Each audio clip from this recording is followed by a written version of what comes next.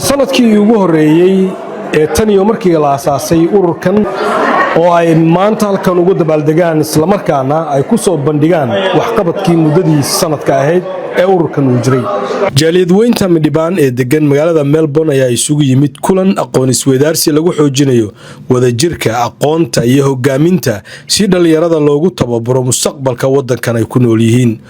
A'uudu billahi minash shaytaanir rajiim.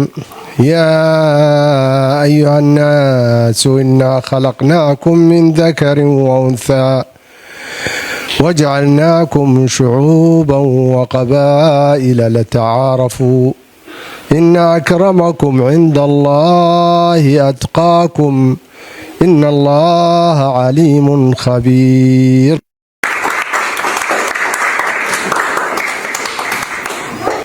مرتدى شرفت له madaxda bulshada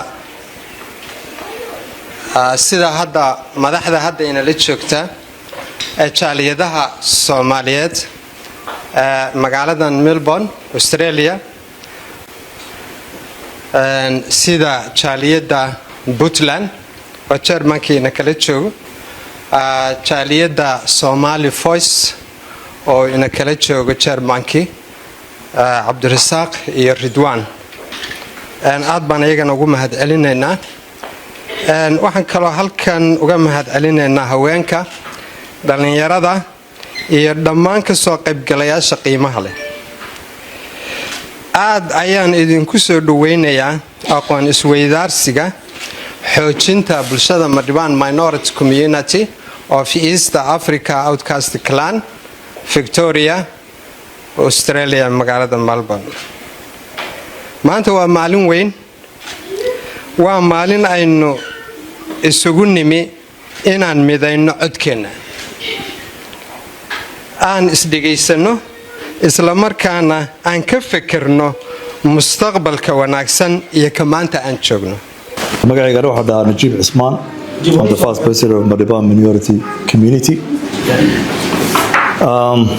Just want to talk about two things that have hurt our people for a long time and how we are finally healed them. Now, for a generation, we were pushed to the edge, told to sit apart, told we not belong. Many of us live that right now, where even in Victoria, we stay home, we do not visit our neighbors, we do not join community gathering, and we suffer in silence because we think no one else feel our pain. We are Midhibaan families in every corner of Australia. And we break down barriers, whether they are social, economic, or personal. We open the door for true empowerment, and by uplifting one another, we ensure that no one has ever standing alone ever again. hadafkayaga awoodsiinta ficilka dadkayaga waxaan ku baaqaynaa in hal meel looga soo wada jeesto arrimahan waxaana hiigsanaynaa